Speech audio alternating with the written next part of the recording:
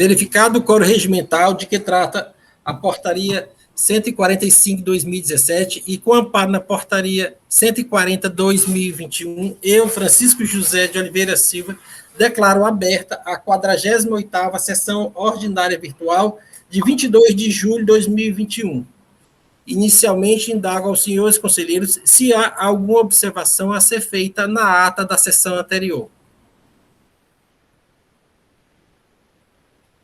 Não havendo nenhuma observação a ser feita na ata, a ata está aprovada. Pergunto à secretária Silvana se há alguma resolução para ser disponibilizada para os demais conselheiros. Não, senhor presidente.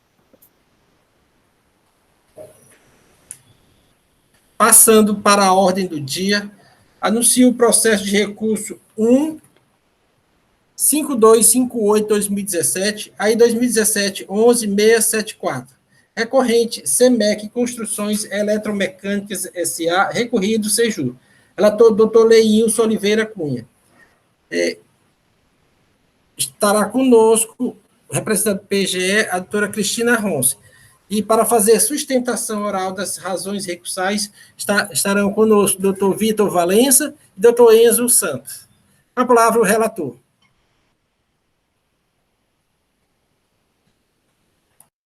Senhor presidente, senhores conselheiros, senhora conselheira, senhora assessora processual tributária, senhor advogado aqui presente, renovo meus votos de bom dia e já passo a leitura do relatório. Esse auto de infração, presidente, tem como acusação fiscal a falta de recolhimento de ICMS decorrente de saída interestadual de mercadoria que não foram registradas nos sistemas de controle de trânsito na saída dessas mercadorias. E tampouco também não foi comprovado pelo contribuinte de destino na sua escritura fiscal digital, escrituração fiscal digital. Aí cobrou-se a diferença entre a alíquota interna e a alíquota interestadual, no sentido de entender que essa mercadoria não transitou para outro estado, ficando aqui no estado do Ceará. O auto-infração cobrou um imposto e multa, respectivamente, né, da diferencial de alíquota, de R$ 100.696,69. Artigos infringidos 153, 157, 158, parágrafos 1º, 2º e 3º do Decreto 24.569/97, e a penalidade fixada no artigo 123.1c da Lei 2.670/96. Período da inflação, exercício 2012 e 13. Nas informações complementares, o auditor fiscal informou que, ao analisar as operações de saída interestaduais, por meio de notas fiscais eletrônicas, constatou que o contribuinte emitiu 127 notas fiscais nos exercícios 2012 e 2013, sem o devido registro em qualquer dos sistemas de controle de trânsito de mercadoria, como Meta, Citran, SCBIT, totalizando um montante de R$ 1.659.775,75. Diz mais que a totalidade das operações se deram na modalidade CIF, ou seja, a empresa, sendo por conta da emitente, o frete, não havendo que se aventar de exclusão de culpabilidade por ausência de nexo entre o emitente da nota fiscal eletrônica e o transportador. Aduz que tais notas fiscais não foram registradas na FD dos destinatários, conforme a consulta à tabela FD-EDM da série do Laboratório Fiscal da Cefaz, afirmando, então, que não há provas de que estas mercadorias saíram do estado do Ceará, restando por ser cobrado o valor do ICMS calculado pela diferença entre as alíquotas interna e interestadual. Ao final, também diz que intimou o contribuinte com o fim de apresentar justificativas para as divergências detectadas na auditoria fiscal e, decorrido o prazo regulamentar, o contribuinte permaneceu silente. Interposta a impugnação, a autoridade julgadora afasta os argumentos de legitimidade passiva do sócio, decadência parcial e de mérito trazidos pela autuada, decidindo pela procedência da autuação, aduzindo falta de recolhimento concernente à diferença entre a alíquota interna nas operações interestaduais e a alíquota interestaduais, né? Os quais não foram objeto de selagem e também de não registro na FD dos destinatários.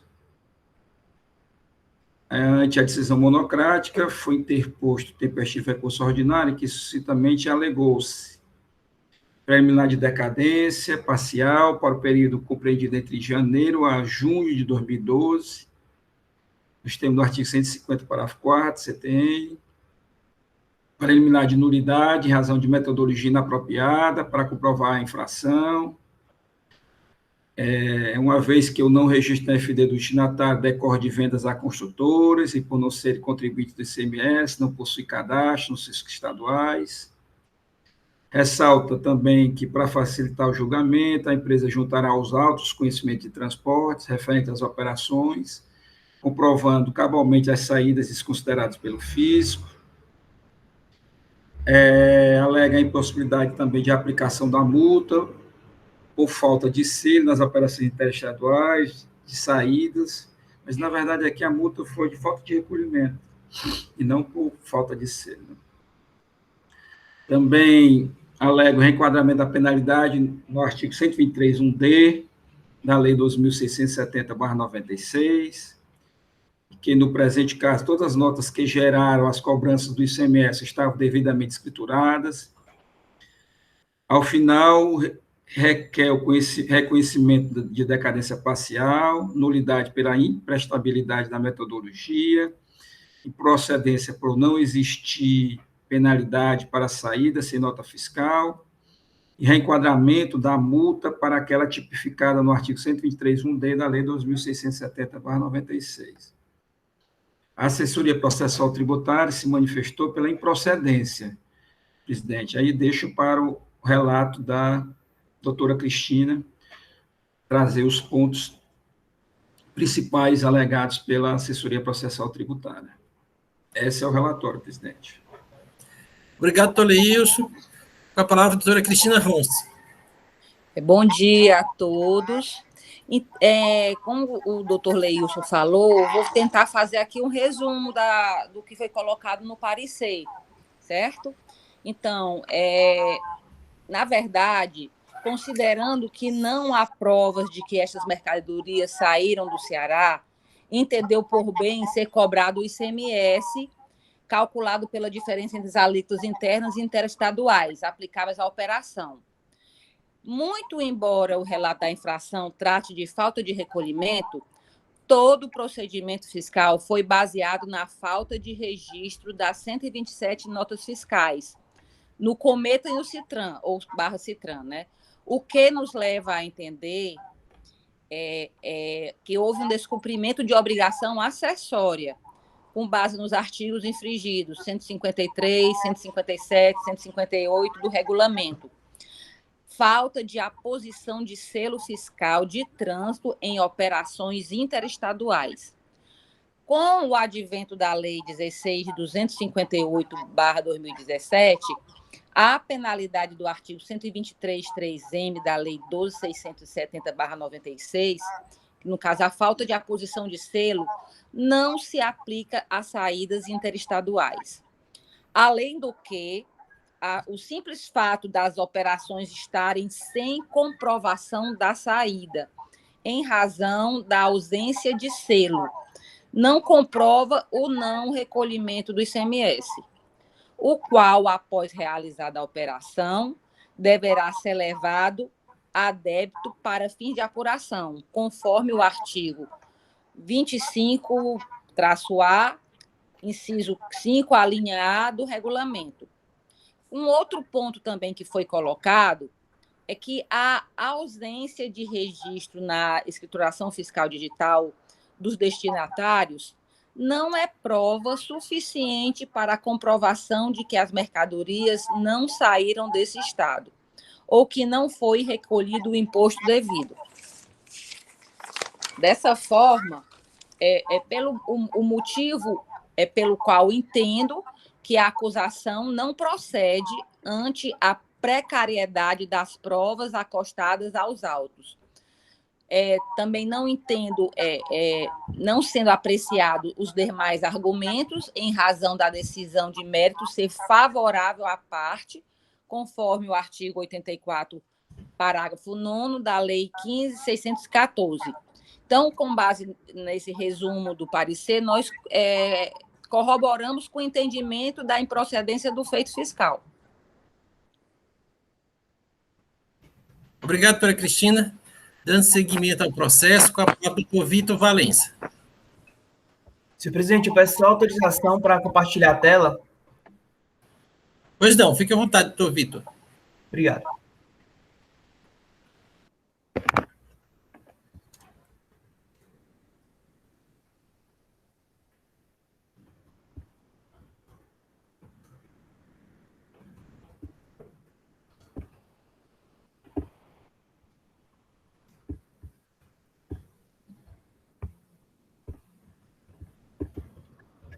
Vocês estão conseguindo enxergar?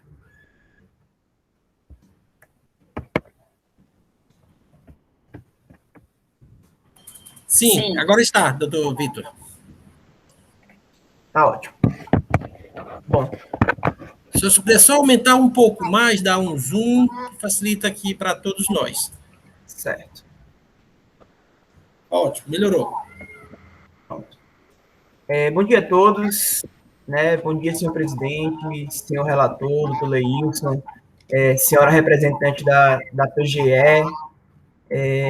Estamos de volta, para o julgamento do auto de infração 2017-11674, lavrado contra a CEMEC. Esse ato de infração, como foi bem relatado pelo doutor Leilson, ele se refere aos períodos de 2012 e 2013. O relato da infração afirma que o contribuinte emitiu nota fiscal de saída interestadual sem o selo fiscal de trânsito. Como essas notas fiscais de saída interestadual também não estavam registradas no livro de entrada dos destinatários nos outros estados, a autoridade entendeu que havia uma simulação por parte da CEMEC e que essas mercadorias teriam sido internadas no Ceará. Essa é a acusação. E por isso cobrou a diferença do ICMS que estava destacado nas notas, que é o ICMS da alíquota interestadual, aí cobrou essa diferença desse ICMS para a alíquota interna do Ceará. E ao todo ele afirma que 127 notas estão nessa situação. E aí aqui cabe um esclarecimento que, apesar dele afirmar que são 127 notas, na verdade são 127 produtos, porque são 102 notas e algumas notas aparecem mais de uma vez, porque ele discrimina por produto ao fazer a listagem das operações autuadas. Pronto, essa é a situação, essa é a acusação fiscal. E aí, antes de passar para o mérito em si, eu queria fazer realmente um esclarecimento e um pedido de desculpas para essa nobre Câmara, que a CEMEC, ela foi uma empresa de maquinário inicializado, baseada no Ceará, de nível nacional. Ela fornecia equipamento para o país todo e sempre buscou a regularidade perante o Estado do Ceará. Tanto que os poucos autos de infração que existem no CONAT, que estão tramitando no CONAT, se referem a selo fiscal de saída e já contam, inclusive, com decisão de primeira instância pela extinção da autuação, já que selo fiscal de saída não é mais uma infração aqui no Estado do Ceará. Infelizmente, há alguns anos, ela já não é mais operacional e sobrevive com a equipe administrativa bastante reduzida. E, por isso, a obtenção de documentação probatória de que realmente não houve essa internação, ela foi muito difícil, foi muito dificultada. E aí, no último julgamento que tivemos, de véspera, a nova equipe fiscal da empresa encontrou uma pasta da antiga equipe que reunia boa parte desses documentos. E por isso nós tivemos que fazer uma juntada aos autos na véspera. Depois eles continuaram a busca pelos demais documentos que faltavam e encontraram infelizmente, só recentemente esses documentos. Por isso, mais uma vez, tivemos que fazer a juntada tardia dessa documentação. Então, realmente, eu peço desculpas a todos, não é a nossa postura, nós temos total respeito pelo CONAT, faremos de tudo para que isso não se repita. Foi realmente uma situação excepcional de um cliente excepcional. Feito esse pedido de desculpas e esse esclarecimento, eu vou aqui passar para as provas juntadas em si. Na primeira juntada de provas, que o Dr. Leison deve ter analisado, e tenho certeza que ele vai trazer as considerações dele sobre essas provas, as seguintes notas, né, foram justificadas pelas provas. E as justificativas foram as seguintes. Essa primeira leva aqui, elas se referem a notas referentes a operações canceladas a pedido do cliente. Então, nós juntamos a nota fiscal listada pelo fiscal, né, como operação internada no Ceará, e a nota fiscal de entrada cancelando essa operação, e nas informações complementares dessa nota fiscal de entrada, menciona a nota de saída e o motivo do cancelamento, provando realmente que essa operação não existiu e que foi devidamente cancelada. Essa segunda leva de nota fiscal são todas notas fiscais de venda à ordem. Então, a CEMEC emitiu elas contra o adquirente originário e depois emitiu notas de mera remessa para o destinatário final. Essas emissões se deram na mesma época, mas a nota de remessa não foi listada pelo fiscal, o que indica que ela foi selada ou, no mínimo, escriturada no SPED do destinatário. Então, nós temos uma operação de venda à ordem, a nota fiscal de venda emitida pela CEMEC foi listada pelo fiscal porque não estava selada, e a nota fiscal de remessa não foi listada pelo fiscal. Ou seja, a nota fiscal de remessa ou foi selada ou foi escriturada pelo destinatário, provando que realmente houve a operação, a saída interestadual. Né? Para essa terceira leva aqui, nós juntamos os DANFs da nota fiscal assinados pelo destinatário e pela transportadora. Para essa quarta nota fiscal, né, essa quarta remessa leva de nota fiscal, nós juntamos o conhecimento de transporte emitido por transportador independente. E para essa quinta e última, nós juntamos a nota fiscal de devolução emitida pelo próprio cliente, né, em virtude do cancelamento da operação. Ou seja, aqui ou se refere a notas fiscais de venda à ordem, que a nota de remessa não foi autuada, né, indicando que realmente houve a saída, ou se refere a operações canceladas. Pois bem, a segunda juntada de provas de documentos fiscais, eu até coloquei, a gente fez o protocolo no Tramita, mas eu coloquei também no e-mail com os memoriais, num linkzinho do e-transfer, não sei se vocês tiveram acesso. Mas essa segunda juntada de notas fiscais, nós tratamos das notas fiscais restantes, né, que não tinham sido justificadas no julgamento anterior, antes do sobrestamento. Com relação a essa primeira leva, nós entendemos que é a prova mais cabal, inclusive, que todas essas notas fiscais estão acompanhadas de CTE, né, de conhecimento de transporte devidamente selado. Né, os conhecimentos de transporte estão todos selados, o que indica realmente que houve a saída do Estado.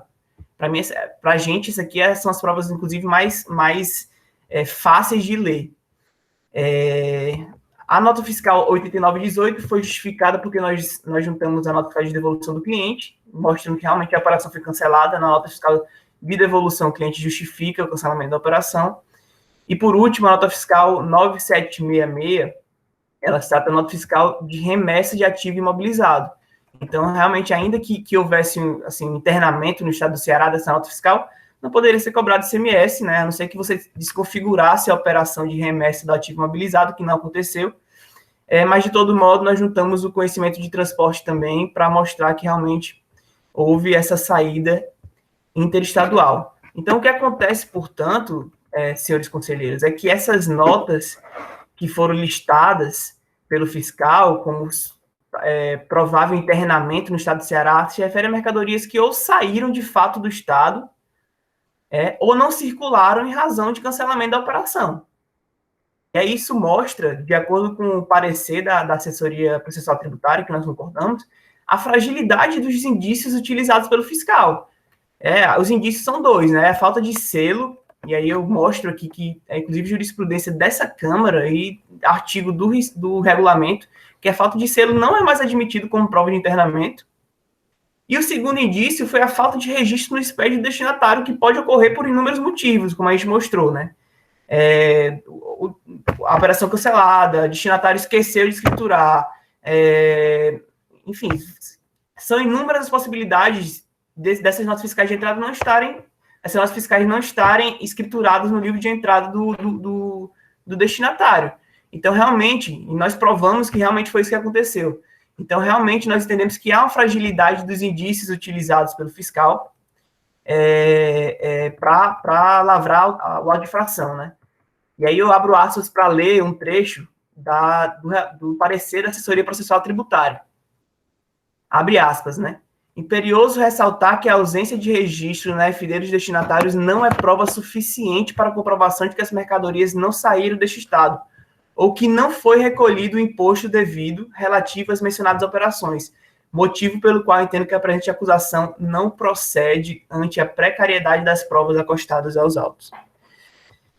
E aí, por fim, para finalizar esse nosso argumento de que realmente houve uma fragilidade de indícios para a acusação fiscal, que, portanto, a autuação seria nula, a gente junta uma decisão da terceira Câmara, confesso que eu não achei da segunda Câmara, mas eu achei da terceira Câmara, que eles falam que tem situação muito semelhante, o internamento pode ser provado, né, a simulação de operação interestadual pode ser provada através de uma fiscalização de trânsito momentânea, em que esse internamento estiver sendo ocorrido. Isso aí é uma prova realmente cabal. Mas meros indícios não são suficientes para sustentar uma acusação dessa relevância. Então, realmente, nós entendemos que, felizmente, houve uma fragilidade na metodologia de apuração do fiscal e nós vamos, ao final, pedir a nulidade do auto. E aí, reforçando essa deficiência da metodologia do fiscal, nós fizemos aqui, listamos 3 exemplos, né, de operações de venda à ordem. Essas 3 operações de venda à ordem tem 2 notas fiscais listadas pelo fiscal na planilha dele.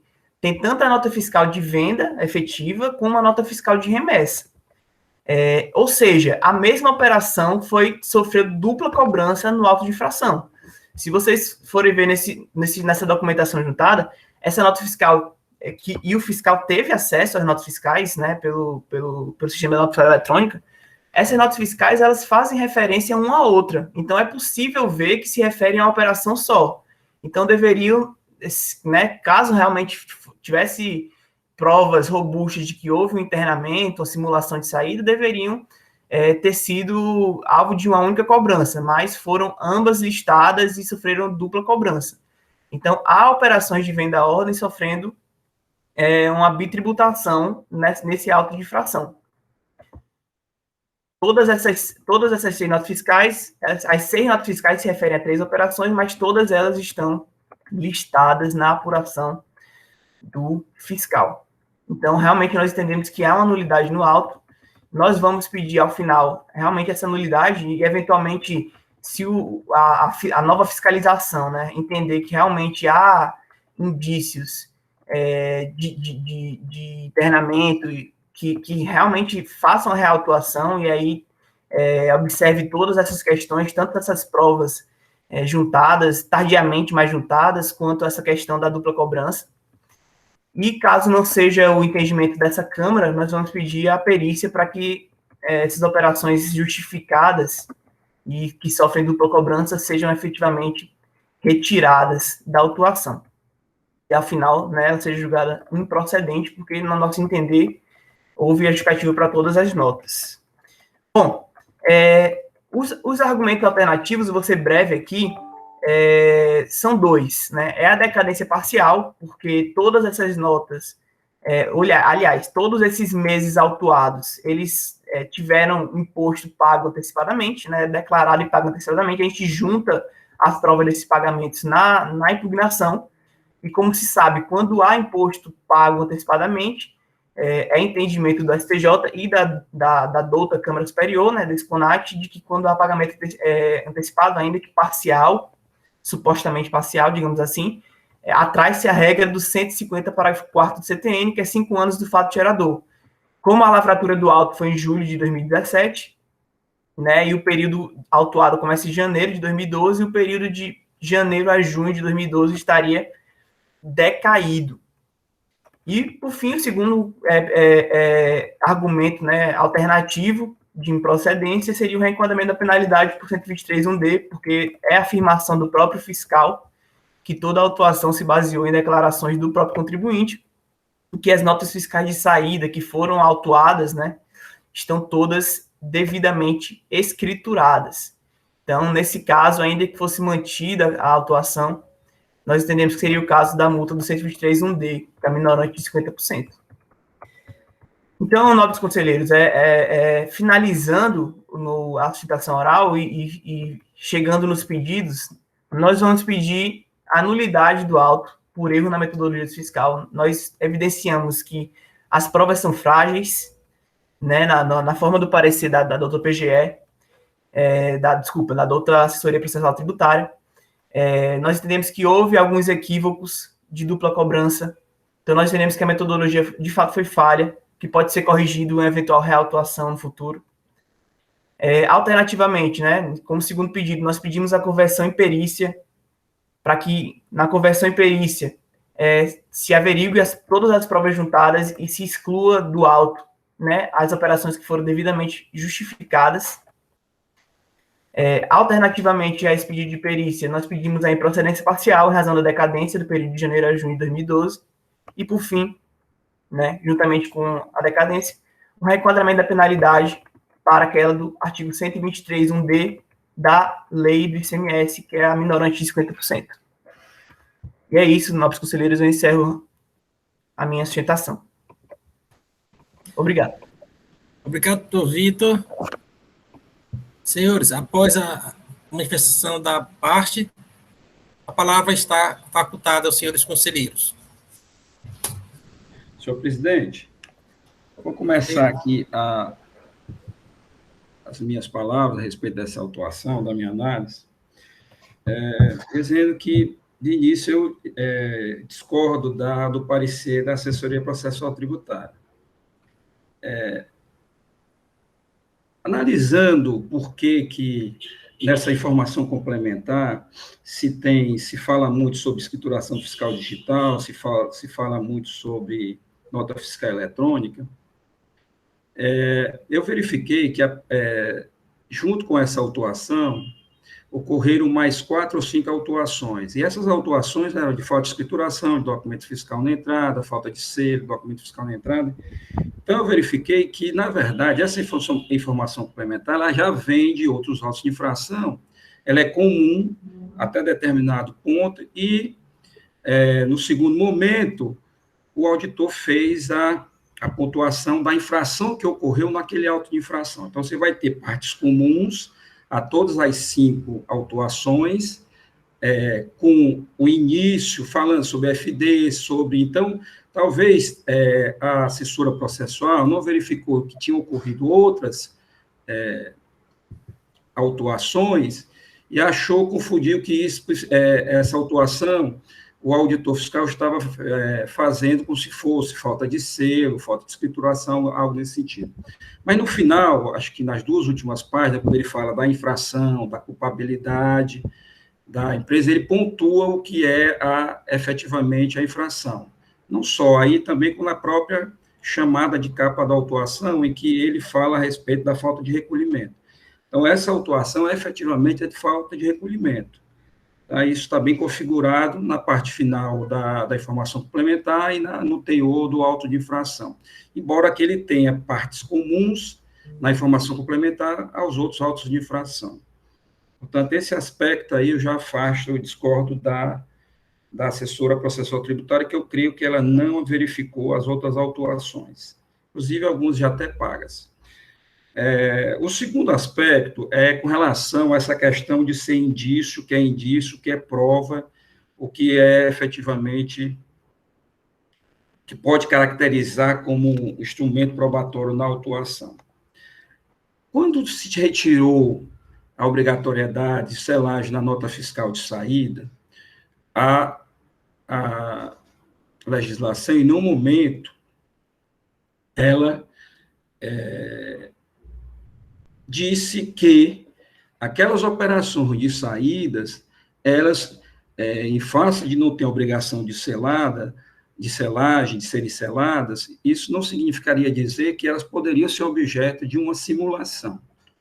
Por quê? Porque é razoável se compreender que não há o menor cabimento, a menor possibilidade de se colocar um agente fiscal do trânsito para acompanhar todas as operações de saídas interestaduais de todos os contribuintes do Estado do Ceará. É impossível isso, humanamente impossível. Outro aspecto é que os fiscos, eles começaram a compartilhar dados das suas FDs de seus contribuintes. Então, o Estado de Ceará, ele repassa aos outros estados todas as operações que saíram daqui para aquele estado. Ele repassa, se o Estado de Ceará tem operações de mercadorias saindo lá na FD, dizendo que a operação interestadual, identificando que está indo para São Paulo, o Estado de Ceará, ele compartilha, que é o famoso a tabela EDM, compartilha esses dados com os outros estados. Assim como os estados também compartilham com o Ceará quando existem operações interestaduais cujas origens são de outros estados. Então, tem-se como se verificar, junto à célula do laboratório fiscal, que é que armazena esse banco de dados, é um big banco de dados, que já foi na célula do laboratório fiscal, já se alguém teve a possibilidade de conversar com o Helder, que administrava esses bancos de dados, onde contém essas operações. Então, veja, eu tenho uma afirmação na FD de que aquela operação é interestadual de saída. Eu tenho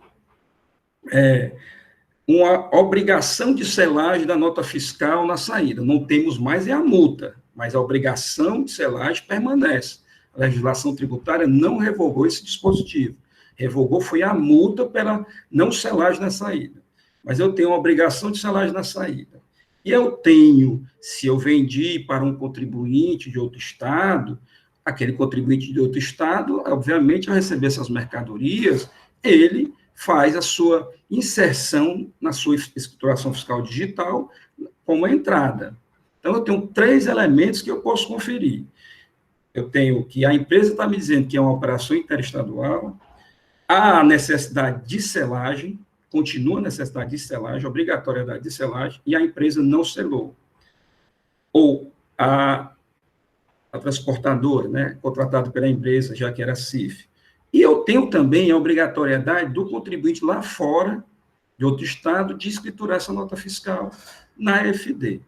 Então, eu tenho 3 indícios, se eu tenho dizendo que a operação é interestadual, eu tenho a verificação de que não passou pelo nenhum sistema de controle da Secretaria da Fazenda, 2, e eu tenho 3, a FD do contribuinte em que ele não deu entrada nessa nota fiscal, esses 3 indícios, a meu entendimento, configuram uma prova robusta de que aquela mercadoria não saiu do Estado. 3 motivos, salvo prova em contrário. Isso tudo são presunções que comportam comprovações em contrários. Mas, de início, esses três indícios me dão suporte para que seja uma prova, até que sobrevenha a contraprova no sentido contrário. Eu não vejo como se atribuir nulidade em razão disso. Tem uns 3 indícios. Primeiro, houve a escrituração, a empresa emitiu uma nota dizendo que aquela operação é interestadual, a empresa tinha obrigatoriedade de selar a nota, não selou na saída, não confundir a falta de não ter mais multa pela não obrigação de selagem. A obrigação de selagem continua. O que não continua é mais a multa, que até alguns já estão entendendo que pode, sim, atribuir aquela multa do 8D, 200 ofícios, já que continuou a obrigação. Já tivemos autos de infração julgados assim no contencioso, em outras câmaras, inclusive com a opinião do doutor Matheus nesse sentido, a procurador da primeira Câmara. Então, veja, e mais ainda, que aquele contribuinte que comprou, ele não deu entrada, não tem na escrituração fiscal digital dele essa nota fiscal. Se eu comprei algo em uma mercadoria que eu vou utilizar, ou vender, revender, eu tenho que dar entrada nos meus estoques. Então, esses 3 elementos, aí eu discordo profundamente da assessora processual tributária. Esses 3 elementos, esses 3 elementos indiciários, eles se fazem como prova até que sobrevenha a contraprova em contrário. Esse é o primeiro ponto que eu sou absolutamente refratário à questão das nulidades de improcedência, melhor dizendo, nulidades de improcedência nesse sentido.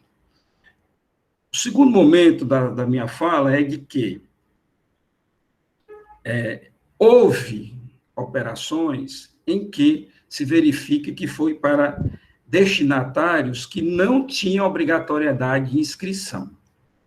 E aí, nesse caso, assiste a razão à empresa no sentido de que essa verificação da EDM, tabela EDM, na FD lá do destinatário, se o destinatário não tinha inscrição, isso significa dizer que o destinatário nunca poderia ter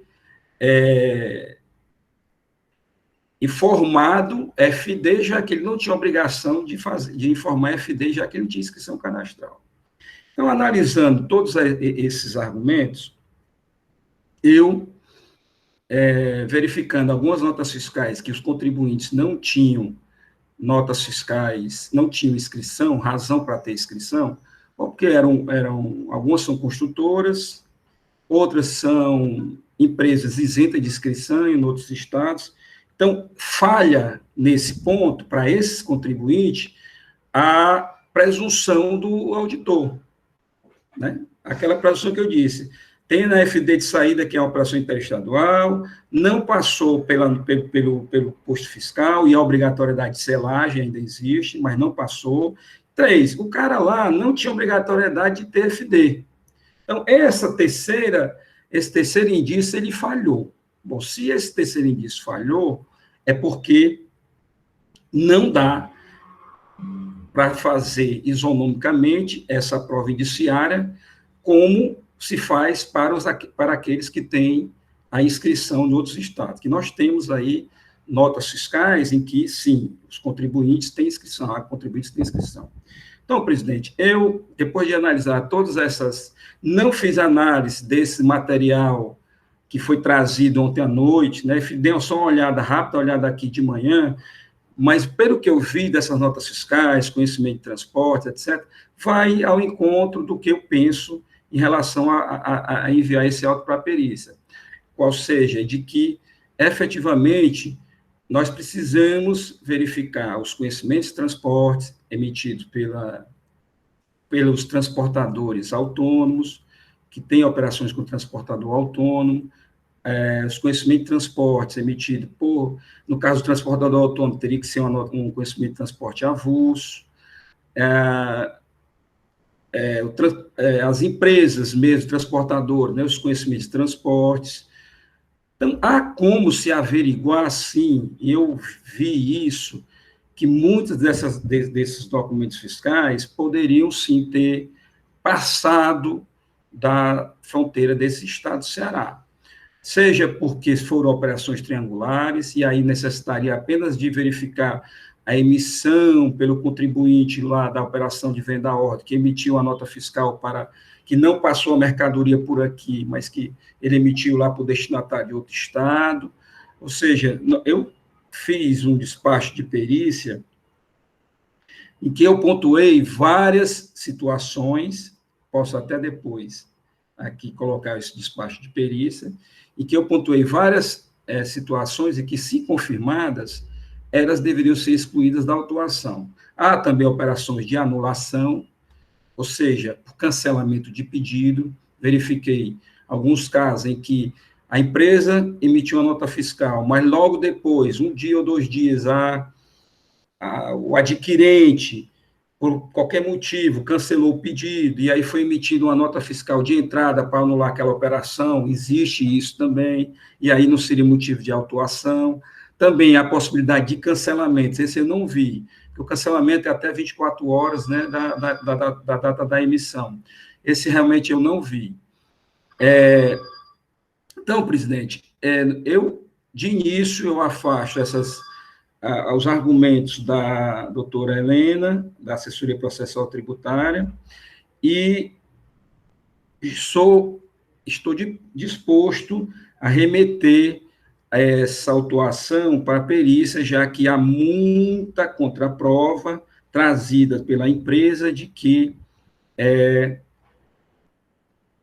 essas operações de fato ocorreram. Olha, veja só como a própria empresa trouxe provas no sentido de ratificar a possibilidade de se fazer a autuação utilizando desses 3 indícios.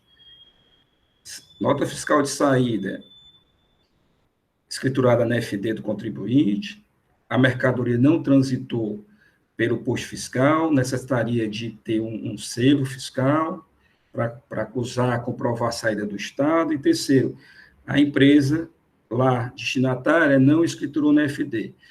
Pegando-se contribuintes que são obrigados à inscrição na FD, a própria empresa trouxe elementos fáticos de que esses 3 elementos comprovaram que a mercadoria não transitou para outro Estado. Por quê? Porque a operação foi cancelada, porque a operação foi anulada. Ou seja, nesses 2 elementos de cancelamento e anulação, traz a confirmação de que esses 3 indícios são provas suficientes, bastante, no sentido de caracterizar que a mercadoria não transitou para outro Estado. Ora, nós temos aqui a própria empresa trazendo os elementos para dizer que esses 3 indícios são fortes bastante para se comprovar. Quando? Quais são os casos? Não, os casos em que ela mesma anulou a operação por causa do cancelamento de pedido da empresa, ou nas hipóteses de cancelamento da nota fiscal. Aí consagra que os 3 realmente têm razão. Olha, essas mercadorias não transitaram para outro Estado. E, efetivamente, não transitaram para outro Estado porque tem um motivo coerente e legal para não ter transitado, ou seja, o cancelamento e a anulação. Então, não se pode dizer que esses 3 indícios somados não se possa constituir uma prova de que, efetivamente, a mercadoria possa não ter transitado para outro Estado. Presidente, essas eram as minhas colocações iniciais. Obrigado, doutor Leilson, pela profunda análise que fez dos autos. Coloca só 2 pontos, doutor Leilson. Da sua exposição já pode deduzir, mas então, com relação a pedido de nulidade da ação fiscal, o senhor rejeita, e com relação à decadência também. O senhor pode manifestar para a gente? A decadência eu rejeito, porque eu entendo sempre quando há o descumprimento, né, lá do artigo 149, atrai a obrigatoriedade de contar-se a decadência pelo 173, inciso 1º. E a nulidade com fundamento... Os fundamentos da nulidade aí não se configuram reais no sentido de invalidar esse auto de infração. Senhores conselheiros, o processo continua em debate.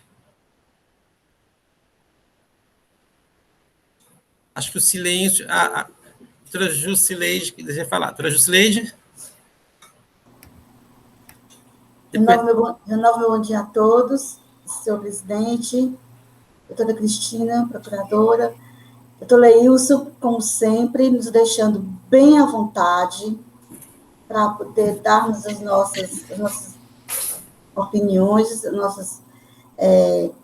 nossos questionamentos, pela clareza das explanações, pelos entendimentos, deixando a gente, assim, bem transparente. Então, meu primeiro questionamento com o nosso relator é com relação, como sempre, da questão da decadência. Falando-se que houve o recolhimento do imposto, neste caso, não poderia ser pelo 150, o artigo 150 do CTN.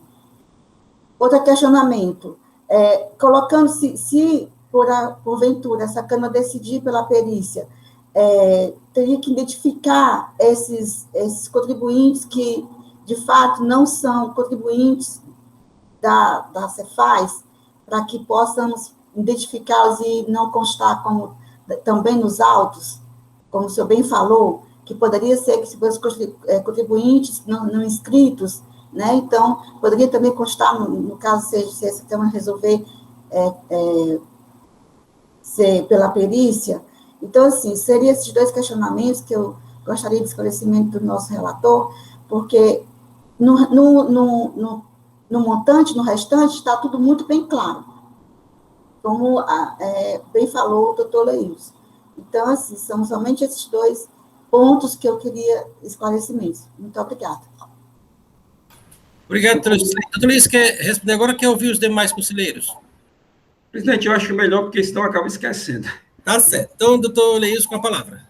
Na verdade, doutor Jusilei, eu sempre utilizo, eu sou adepto da tese do 173.1, já há mais de 15 anos, é que eu entendo que quando é hipótese de lançamento de ofício, qualquer que seja ele, seja por descumprimento de obrigação tributária acessória ou de obrigação tributária principal, atrai a incidência do 173.1, que eu combino o 173.1 com o artigo 149 do CTN, que aí você tem uma série de incisos no 149, que quando existe, quando se configura o acontecimento, a ocorrência de qualquer das situações previstas nesses incisos, 149, atrai, no meu entendimento, a aplicação do artigo 173.1 do CTN para efeito de cobranças para efeito de contagem de decadência. E aí, nesse caso, eu diria que nós temos dois incisos, né, que é o inciso 5, quando se comprova a omissão ou inexatidão por parte da pessoa legalmente obrigada, que é o contribuinte, né, no exercício da atividade a que se refere o artigo seguinte. O artigo seguinte é o 150, que fala dos impostos de homologação, que é o ICMS. E também faço também com base no inciso 4, que diz que quando se comprove falsidade, erro ou omissão quanto a qualquer elemento definido na legislação tributária, como sendo declaração obrigatória, no caso aqui, porque ele não selou. Então, assim, em razão de configurar, no meu entendimento, situações que estão previstas no artigo 149 do CTN, qualquer uma daquelas situações do 149, eu entendo que atrai a contagem pela regra do 173.1, e não mais do 150, parágrafo 4º.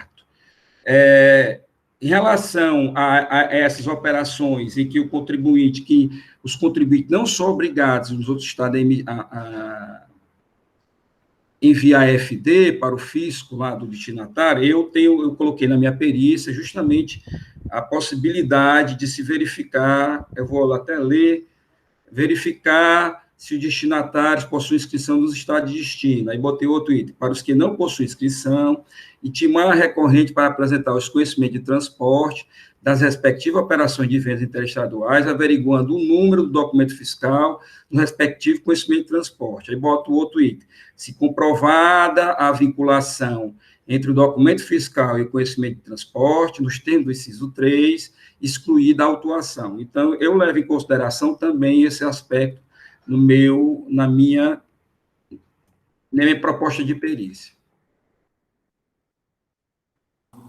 Muito obrigada, doutor Leils, pelo esclarecimento. Obrigado, doutor Leils.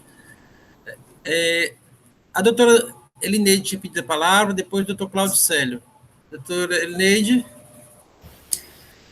Obrigada, senhor presidente. Não, era também no sentido de dizer que, inclusive, eu já dei também parecer para a terceira ou quarta Câmara, nesse sentido, de que aqui não está se cobrando a simulação, tá? É a falta de recolhimento, porque não foi, nem passou, nem teve o selo e nem teve a escrituração na FD do contribuinte destinatário.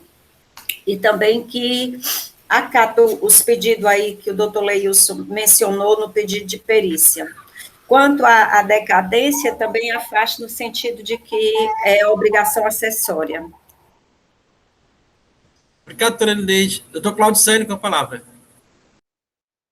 Bom dia a todos, renovando os votos. Eu acho, presidente, que esse processo, quando você visualiza, muitas pessoas podem levar a erro, porque achar que a multa ser abolida, e aí foi muito feliz o relator, porque, assim, a obrigatoriedade da selagem da nossa causa de saída, ela persiste ainda. Então, foi muito importante quando o Leilson levantou essa informação, porque afasta, assim, leva muitas pessoas, até mesmo dentro da casa, assim, no trânsito de mercadoria, o fato de que essa obrigatoriedade, quando não teve mais a multa, também a obrigatoriedade também da selagem de saída. E, assim, com relação à defesa, doutor Vitor, quando ele pôs um item falando sobre o cancelamento das notas fiscais, então, corrobora, assim, o pedido que o Leilson mais na frente vai fazer o despacho aí para a perícia, exatamente para tirar essas dúvidas com relação a essas notas fiscais, do cancelamento de algumas outras notas fiscais com a natureza da operação, que leve a ter dúvida quando nós formos julgados. Então, quando for para a perícia, vai se levantar essa dúvida e vai dirimir para que a gente possa esclarecer e votar conscientemente. É só para corroborar, senhor presidente. Obrigado, doutor Cláudio Célio. Senhores, querem mais um debate ou já podemos passar para a votação? Presidente, eu posso aqui colocar a perícia, compartilhar os termos do despacho de perícia. Se for Seria bom, Denis, seria bom. Então é isso, o senhor pode compartilhar? A gente compartilha e a gente volta logo aqui para conhecermos os termos.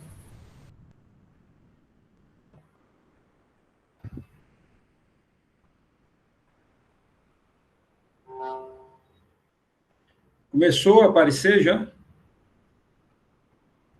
Estamos visualizando, doutor Leilson. Bom, aí no primeiro eu mando intimar recorrente. Aumenta só um pouquinho o tamanho. Tá bom? Dá para ver agora? Ficou melhor, tá bom. Pronto, aí manda intimar recorrente para indicação de assistente técnico, manda aquilo que eu tinha lido, verificar se o destinatário possui inscrição dos estados de destino, para os que não possuem inscrição, intimar recorrente para apresentar os conhecimentos de transporte das respectivas operações de venda interestaduais, averiguando o número do documento fiscal no respectivo conhecimento de transporte, se comprovada a vinculação entre documento fiscal e conhecimento de transporte, nos termos do inciso 3, excluída a autuação. Para os que possuem inscrição, averiguar junto à CELAB, estou pedindo aqui uma nova consulta à CELAB, né, para confirmar a consulta feita pelo fiscal. Para os que possuem inscrição, averiguar junto à CELAB, em consulta à tabela FD-EDM, se não constam nas FDs do destinatário as notas fiscais constantes do rol objeto da autuação. Para os que possuem inscrição, intimar recorrente para apresentar os conhecimentos de transporte das respectivas operações de venda interestaduais, averiguando no documento fiscal no respectivo conhecimento de transporte. Aí mais à frente boto. Se comprovada a vinculação entre documento fiscal e conhecimento de transporte nos termos do inciso 6, excluída a autuação. Intimar recorrente para apresentar documentação comprobatória, tem um S assim que escapou aqui. Comprobatório das notas fiscais constantes no rol da autuação que foram anuladas, mediante comprovação dos motivos que ensejaram a anulação ou cancelamento da nota fiscal emitida. Se confirmada a anulação ou cancelamento, conforme comprovado no motivo, excluída a autuação. 10. Intimar recorrente a apresentar os canhotos das notas fiscais constantes no rol da autuação que atestam o recebimento das mercadorias pelos destinatários. Estou pedindo também, até se for o caso, ela apresentar canhoto lá dos destinatários, né? Se apresentar os canhotos comprovando a recepção das mercadorias, aqui elude o inciso 10, excluída a autuação. Intimar recorrente a comprovar as alegadas operações triangulares de venda à ordem, com a identificação da nota fiscal de remessa pelo fornecedor localizado em outro estado. Eu fiz esse aqui porque a empresa fez alusão a uma operação de venda à ordem. E, nesse caso, realmente, se trouxer aos autos a nota fiscal emitida lá pelo revendedor de outro estado para a adquirente, né, aí comprovaria que a mercadoria transitou para fora do outro estado, né? Bom, aí botei, se comprovadas as operações em triangulares, excluída a autuação, intimar recorrente a apresentar os conhecimentos de transporte avulsos emitidos pelas transportadoras independentes e documentos comprobatórios da entrega das mercadorias aos destinatários, se comprovada a emissão dos conhecimentos de transporte referente ao inciso 14, excluída a autuação, elaborar planilha com as operações interestaduais, respectivas notas fiscais que restaram não comprovadas as entregas das mercadorias, respectivo cálculo da diferença de alíquota entre a interna e a interestadual. intimar a recorrente para pagamento da taxa referente ao requerimento de perícia e prestar outras informações e esclarecimentos pertinentes à perícia requerida. Presidente, esses são os termos aí do meu despacho. Obrigado, doutor Leilson. Depois que o senhor apresentou os termos, todo mundo agora quer se manifestar aqui. Está muito bem detalhado, muito bom, muito bem. Acho que até abraçou as teses da parte aqui. Aí o doutor Vitor vai pedir a palavra aqui. Doutor Vitor, o senhor quer fazer algum esclarecimento? Isso, presidente. Doutor Leilson, só porque em grande parte dessas operações de venda à ordem, a CEMEC estava no início da operação. Então, ela emitiu a nota fiscal de venda para o adquirente originário e a de remessa para o destinatário final da mercadoria. Então, ela emitiu 2 notas fiscais para a mesma operação. E aí, nesse caso, a nota fiscal de remessa não foi listada pelo fiscal, o que indica que ela foi escriturada pelo destinatário final. E aí, isso também seria um ponto para a perícia averiguar. E a segunda coisa é que eu até coloquei nos memoriais, existem especificamente 3 operações, só 3, que estão listadas pelo fiscal, que elas foram duplamente cobradas. Como assim? Como elas eram venda à ordem, o fiscal cobrou ICMS tanto sobre a nota fiscal de venda quanto sobre a nota fiscal de remessa, para essas 3 operações. Então, a mesma operação tem uma dupla cobrança. E aí, seria só esses 2 pontos que eu acho que, se você concordar, obviamente, seria ideal incluir no estudo de perícia, de averiguação. Obrigado, doutor Vitor. Doutor Leilson, quais são esses 2 pontos suscitados pela parte? Estão contemplados nesse pedido de perícia ou o senhor acha que são pertinentes e deve incluir no pedido de perícia? Não, presidente, eu acho que ele tem que ser incluídos no pedido de perícia. Pedi até que o doutor Vitor elaborasse aí e me mandasse para eu incluir nesse pedido aqui. Tá? Perfeito. Obrigado, doutor Leilson. Obrigado, doutor Vitor. Doutor Cláudio Sérgio, depois doutor Jusilei, depois doutor Alexandre Goiana. Leilson, eu tenho só uma sugestão, Leilson, sugerir para você, nesse despacho da perícia, em relação ao item 14, porque, na verdade, não existe o conhecimento de transporte avulso, não existe mais. Não existe mais. Na época não existia, não? Não existe mais. Então, era que, se é um transportador autônomo, a empresa apresentasse cópia do DAI, porque lá no DAI tem lá o número da nota fiscal, entendeu? Dá para amarrar essa operação, entendeu?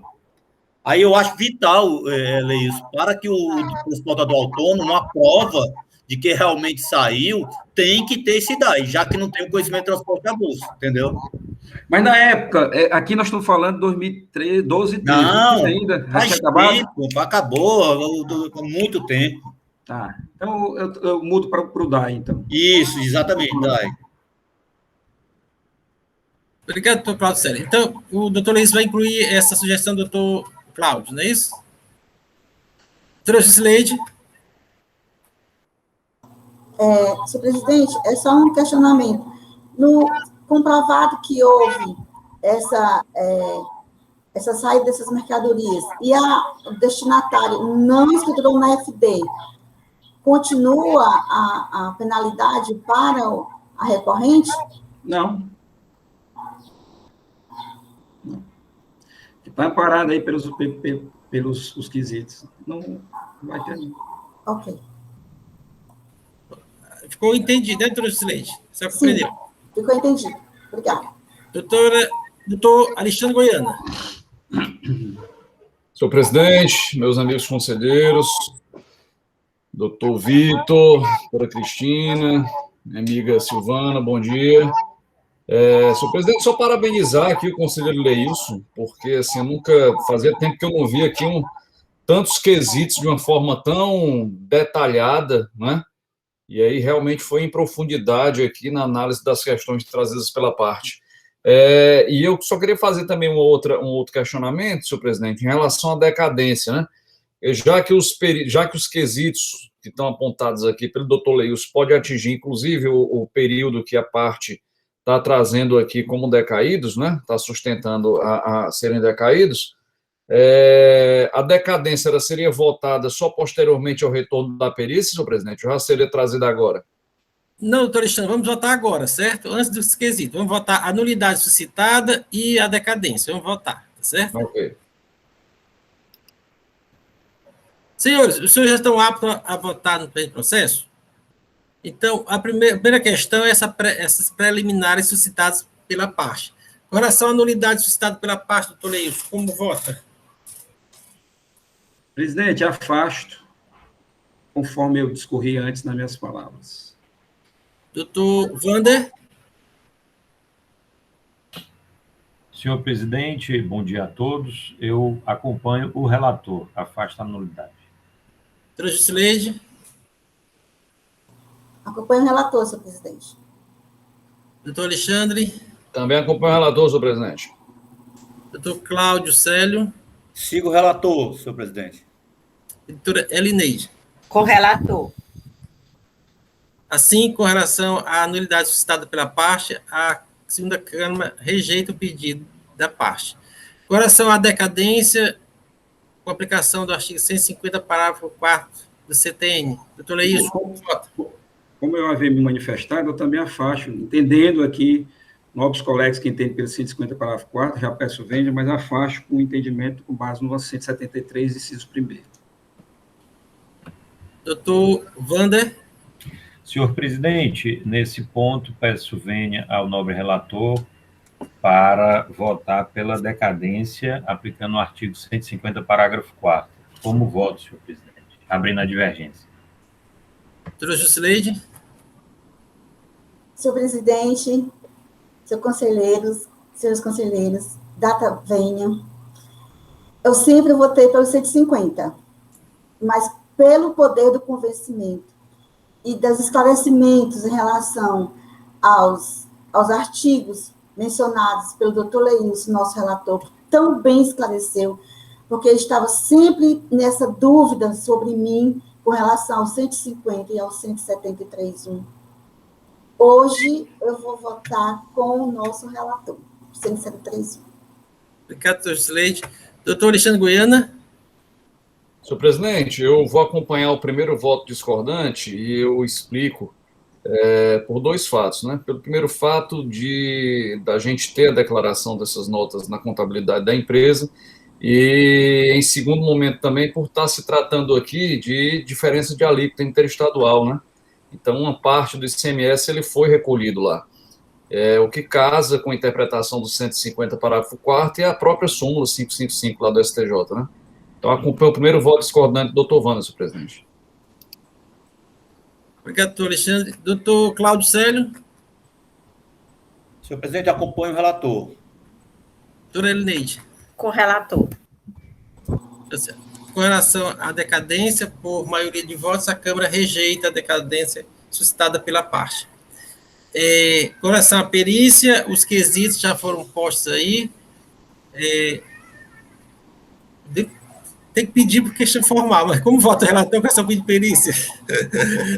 Presidente, conforme falei, sou favorável à remessa para a cela de perícias, com vistas a responder os quesitos formulados aqui lidos em sessão. Agregando os dois quesitos. E acrescentando os quesitos trazidos pelo doutor Vitor e também pelo doutor Cláudio. Certo. Doutor Wander? Senhor presidente, acompanho o relator deferindo o pedido de perícia, convertendo o feito em diligência. Doutora Jusileide? Acompanho o relator, senhor presidente. Doutor Alexandre? Acompanho o relator, senhor presidente, também. Doutor Cláudio? Com o relator, senhor presidente. E doutora Elineide? Correlator. Então, a segunda Câmara, por votação unânime, resolve converter o curso do processo em perícia, conforme o voto do relator. Esta é a decisão para este primeiro processo. Quero agradecer a participação do doutor Vitor, doutor Enzo. Vamos continuar a sessão, temos mais processos. Caso querendo, pode continuar conosco. Obrigado, presidente. Bom dia a todos e bom trabalho. Obrigado. Senhores, dá um intervalo de 10 minutos e retornamos à sessão seguinte, tá certo? 9h50 retornando. Tá. Silvana, entre em contato aí com o doutor Vitor depois, porque eu acho que ele vai passar por e-mail para você, viu? Os dois quesitos que ele tem a apontar.